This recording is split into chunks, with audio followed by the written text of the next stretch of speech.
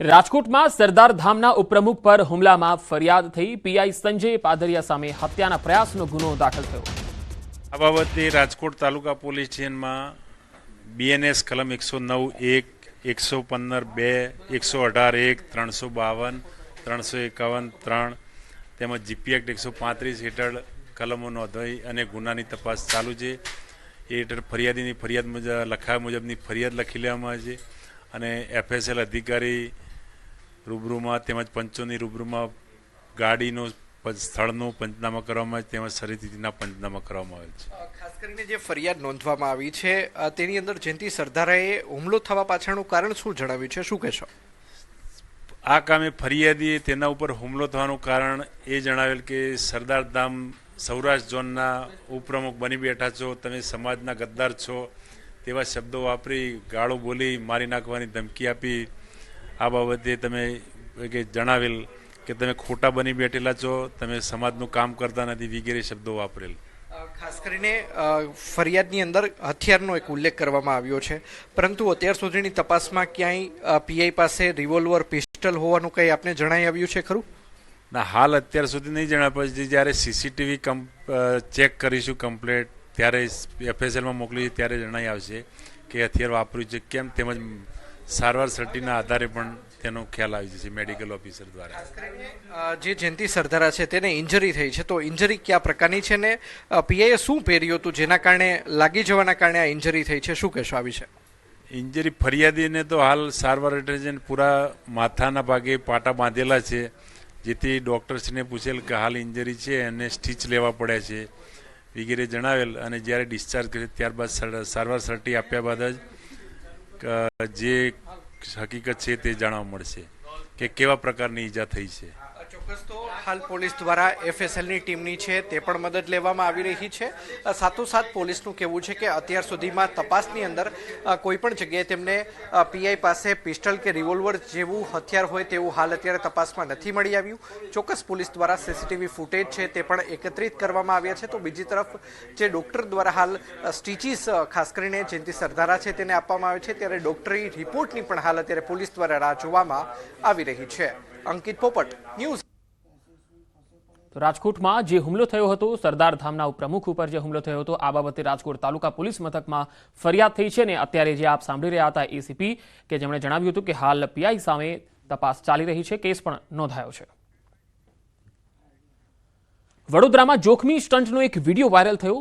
VUDA circle તરફ જતા માર્ગ જોખમી સ્ટંટ કરતો એક એક્ટિવા ચાલક જોવા મળ્યો। એક્ટિવા પર 3 યુવકોએ સ્ટંટ કર્યા। આ તસવીરો જુઓ, નંબર વગરની એક્ટિવા પર આ પ્રકારે જોખમી સ્ટંટ કરી રહ્યા છે આ યુવાનો। વડોદરામાં વુડા સર્કલ તરફનો આ વિડીયો છે। વધુ માહિતી સાથે હાર્દિક દીક્ષિત વડોદરાથી સંવાદદાતા જોડાયા છે। હાર્દિક, આ વિડીયો ક્યારનો છે અને આ શખ્સો કોણ હતા તેની કોઈ તપાસ થઈ શકી છે? બિલકુલ, જો વિડીયોની વાત કરીએ તો લગભગ 1-2 દિવસ જૂનો વિડીયો છે। એક રાહદારી છે, તેમના એક વાહન ચાલક છે, તેમના દ્વારા આ વિડીયો જે છે તે ઉતારવામાં આવ્યો છે। આ વિડીયો જે છે એ વાતનો પુરાવો આપે છે કે વડોદરા શહેરમાં કાયદાનો ડર જે છે આવા તત્વોને રહ્યો નથી, કારણ કે ગુનેગારો પોલીસની હાજરીમાં હત્યા કરી જાય છે અને આ પ્રકારના અસામાજિક તત્વો જે છે તે લોકોના જીવને જોખમમાં નાખે છે। સૌથી મોટો સવાલ એ છે કે જ્યારે ટ્રાફિક પોલીસ રસ્તા પર હોય ત્યારે જો કોઈ વાહન ચાલકે હેલ્મેટ ના પહેરી હોય તો તેને દંડ ફટકારતા હોય છે, ત્યારે નંબર પ્લેટ વગરનું વ્હીકલ લઈને એમાં પણ સ્ટન્ટ કરવા, ત્યારે આવા લોકો વિરુદ્ધ પોલીસ શું કાર્યવાહી કરવું સ્પષ્ટ કરશે તે જોવું રહ્યું। જી હાર્દિક, આભાર માહિતી આપવા માટે।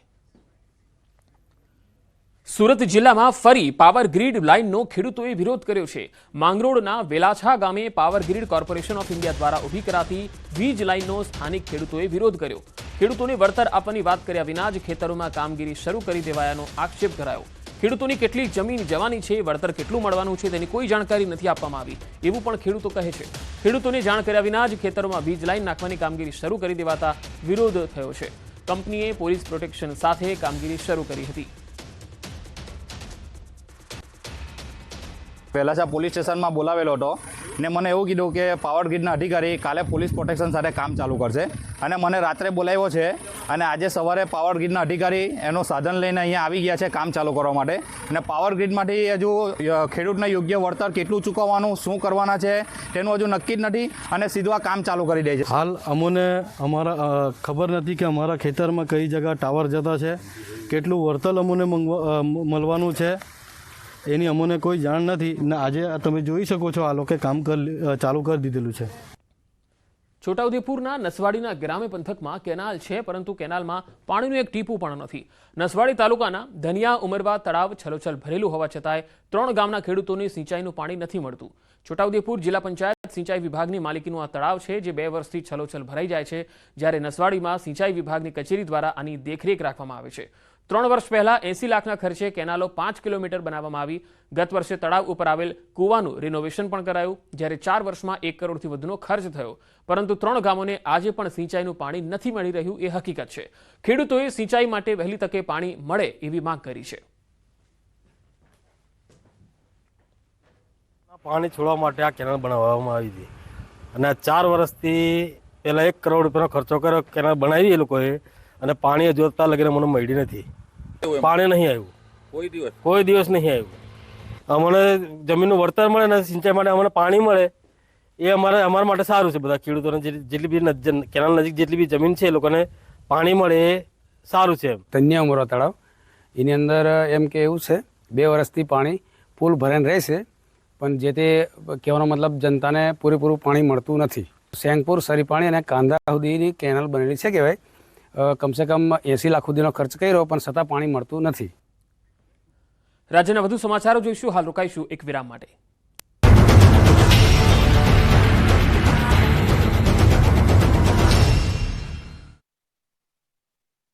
ધોલેરા ભાવનગર રોડ પર બસ પલટતા 5ની ઈજા. ભાવનગરના ધોલેરા રોડ પર પૂરપાટ જતી ખાનગી બસ 2 થી 3 ગોથા મારી ગઈ હતી. ધોલેરા ભાવનગર રોડ પર પૂરપાટ જતી ખાનગી બસ ચાલકે સ્ટીયરિંગ પરથી કાબુ ગુમાવતા બસ પલટી ગઈ હતી. ભાવનગરથી અમદાવાદ જતી ટ્રાવેલ્સ બસનો અકસ્માત થયો હતો. ખાનગી બસ રોડ પર પલટીને નીચે ખાબકી હતી. બસ એટલી સ્પીડમાં હતી કે બસ પલટી મારી ગયા બાદ 2 થી 3 ગોથા મારી ગઈ હતી, જેથી બસમાં સવાર મુસાફરોની ચિચિયારીઓથી રોડ ગુંજી ઉઠ્યો હતો. 5 થી વધુ લોકોને ઈજા પહોંચી હતી. રોડ પર અકસ્માતના કારણે ટ્રાફિક જામ થયો હતો. ધોલેરા અને પીપળી તેમજ ધંધુકા એમ 3 જેટલી 108 એમ્બ્યુલન્સ ઘટના સ્થળે પહોંચી ગઈ હતી અને ઈજાગ્રસ્તોને હોસ્પિટલ ખસેડ્યા હતા. આ તરફ ધંધુકા ધોલેરા રોડ પર કાર પલટી ગઈ. અકસ્માતમાં 1નું મોત થયું, જ્યારે 5ની ઈજા પહોંચી. પૂરપાટ આવતી કાર ધંધુકા ધોલેરા રોડ પર અલિયાસર મહાદેવ મંદિર પાસે રોડની સાઈડ પલટી ખાઈ ગઈ હતી. ઈજાગ્રસ્તોને ધંધુકા રેફરલ હોસ્પિટલ ખાતે ખસેડવામાં આવ્યા. બોટાદમાં વાહનમાંથી 3.85 લાખની ચોરી તો સુરતના ભેસ્તાનમાં જ્વેલર્સમાં લૂંટ. બોટાદના જૂના સ્વામિનારાયણ મંદિરમાં પાર્ક કરેલા એક્ટિવામાંથી ચોરી થઈ છે. તસ્કર એક્ટિવાની ડીકીમાં રાખેલા 3.85 લાખના દાગીના લઈને રફુ ચક્કર થઈ ગયો છે. જ્યારે એક્ટિવા માલિકને દાગીનાની ઉઠાંતરીની જાણ થતાં તેમના પગ તળથી જમીન ખસી ગઈ છે. દ્રશ્યોમાં જોવા મળી રહ્યું છે કે એક શખ્સ એક્ટિવાની બાજુમાં ઊભો છે. કોઈની નજર ન જાય તે રીતે ચાવીથી એક્ટિવાની ડીકી ખોલે છે અને ડીકીમાં રાખેલું દાગીના ભરેલું પર્સ લઈને જતો રહે છે. આ તરફ સુરતના ભેસ્તાનમાં જ્વેલર્સમાં લૂંટ થઈ છે. કર્મચારી અને માલિક પર લૂંટારુએ મરચાની ભૂકી ફેંકીને લૂંટ મચાવી હતી. આંખમાં મરચું નાખી શખ્સોએ કરી હતી લૂંટ. ગ્રાહકના સ્વાંગમાં આવીને લૂંટને અંજામ આપ્યો. આ મામલે ભેસ્તાન પોલીસે 3 આરોપીની ધરપકડ કરી. શખ્સો દુકાનમાંથી દાગીના અને રોકડ ઉઠાવી ગયા. શખ્સોએ લૂંટ માટે ધારદાર હથિયારના ઘા પણ ઝીક્યા હતા. ભાવનગરના રોડ પર આંખલાઓ જંગે ચડ્યા, મચી ગઈ દોડધામ. ભાવનગરના રસ્તા પર રખડતા પશુઓને પકડવામાં મનપા માત્ર ને માત્ર ખાલી વાતો કરે છે, તે આ દ્રશ્યો પુરાવા છે. ભાવનગરના જોગીવાડની ટાંકી પાસે 2 આંખલા વચ્ચે જંગ જોવા મળી. વર્ચસ્વની લડાઈ માટે 2 આંખલાઓએ આખો રોડ બાનમાં લીધો હતો. આંખલા યુદ્ધના કારણે રોડ પર સન્નાટો છવાઈ ગયો. જાણે કોઈ લડાઈ ચાલતી હોય તેમ એકબીજા પર આંખલાઓ ભારે પડી રહ્યા હતા. આંખલાની લડાઈના કારણે રોડ પર દોડધામ મચી ગઈ હતી. વાહન ચાલકો ડરના માર્યા વાહન થંભાવી દીધા હતા. વેપારીઓ પણ ડરી ગયા હતા. જાહેરમાં પશુઓના આતંકથી મનપાની કામગીરી સામે રોષ જોવા મળ્યો. મનપા દ્વારા રખડતા ઢોરને પકડવાની કાર્યવાહી માત્ર કાગળ ઉપર હોય તેવા દ્રશ્યો જોવા મળ્યા. રખડતા ઢોરને પકડવા માટે મહાનગરપાલિકાનું તંત્ર ઘોર નિંદ્રામાં છે, તે પુરવાર થયું. ચીખલીના ખુડવેલ ગામમાં દીપડાની એન્ટ્રીથી નાસભાગ. નવસારી જિલ્લામાં દીપડાના દેખાવાના બનાવો દિન પ્રતિદિન વધી રહ્યા છે, જેના કારણે લોકોમાં ભયનું વાતાવરણ છવાયું છે. નવસારીના ચીખલીના ગામડાઓમાં ફરી એકવાર આદમખોરે દહેશત ફેલાવી છે.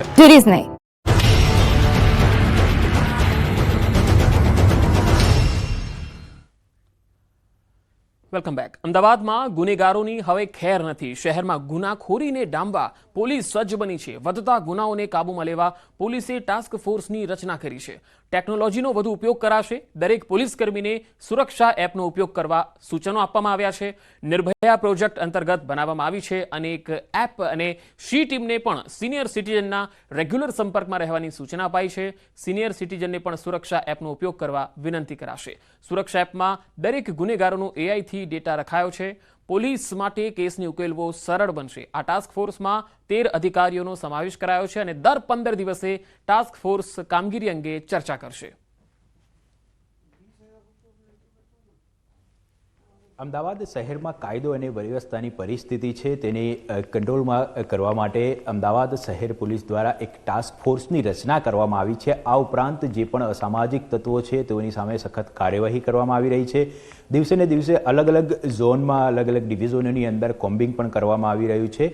સરપ્રાઇઝ ચેકિંગ પણ કરવામાં આવી રહ્યું છે. આ સમગ્ર મામલે વાતચીત કરવા માટે આપણી સાથે પોલીસ અધિકારી અજયકુમાર ચૌધરી સાહેબ છે, તેમની સાથે વાત કરીશું. સર, ખાસ કરીને જે ટાસ્ક ફોર્સની રચના કરવામાં આવી છે, કઈ રીતે આ ટાસ્ક ફોર્સ કામ કરશે, કોના સુપરવિઝનમાં કામ કરવામાં આવશે અને આખી જે વ્યૂહરચના કરવામાં આવી છે એ કઈ રીતની છે? એ હાલમાં જે આઈસીસી છે, integrated control and command centre CP office ખાતે છે, ત્યાં અમે જે વર્લ્ડ ક્લાસ આઈટી સિસ્ટમ્સ છે લગાવ્યા છીએ. જૈસે એફઆરએસ સિસ્ટમ છે, વિડીયો મેનેજમેન્ટ છે, વિડીયો સમરાઇઝેશન છે અને એ સિવાય ફોરેન્સિક એપ્લિકેશન્સ.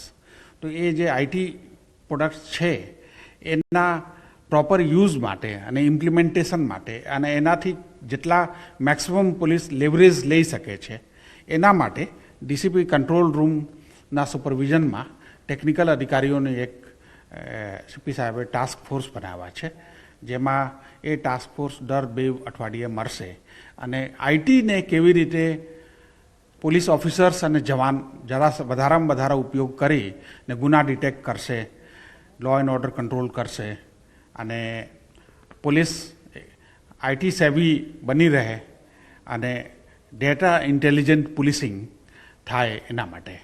સર, ખાસ કરીને આ જે સિસ્ટમ છે તે લોકોને કઈ રીતે ઉપયોગી બનશે અને પોલીસ માટે કઈ રીતે ઉપયોગી બની રહેશે?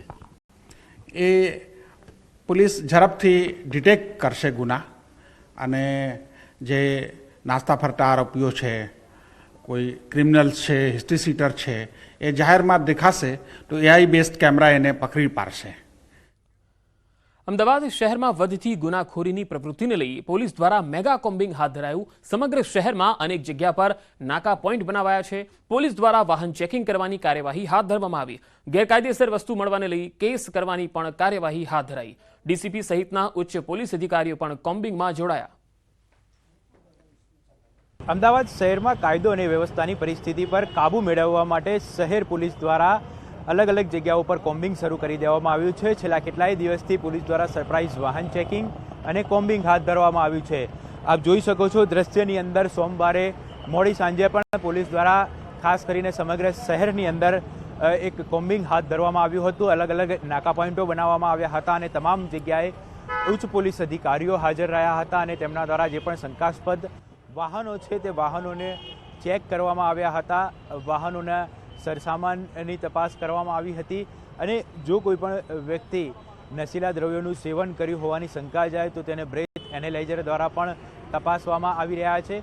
જોઈ શકાય છે, આપ દ્રશ્યની અંદર જોઈ શકો છો કે અલગ અલગ જગ્યાએ આ રીતે નાકા પોઈન્ટ ગોઠવવામાં આવ્યા છે અને પોલીસ સઘન ચેકિંગમાં જોડાઈ છે.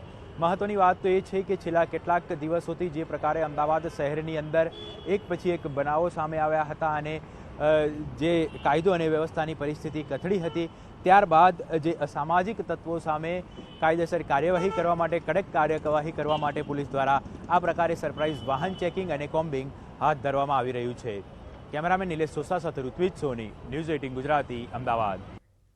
સુરત પોલીસ આવી એક્શન મોડમાં. રાત્રિ દરમિયાન સ્પેશિયલ કોમ્બિંગનું આયોજન હાથ ધરાયું. 100થી વધુ પોલીસ કર્મીઓ કોમ્બિંગમાં જોડાયા. ફિઝિકલ વાયોલન્સ સાથે જોડાયેલા આરોપીઓને ત્યાં પણ દરોડા પાડ્યા. દરેક આરોપીઓના ઘરમાં જઈને તપાસ કરવામાં આવી રહી છે અને પીએસઆઈના નેતૃત્વમાં અલગ અલગ ટીમો પણ બનાવાઈ. આરોપી હાલમાં શું કરી રહ્યો છે અને ઘરમાં છે કે કેમ એ અંગે પણ તપાસ કરવામાં આવી. મોડી રાત સુધી તપાસ હાથ ધરાઈ હતી.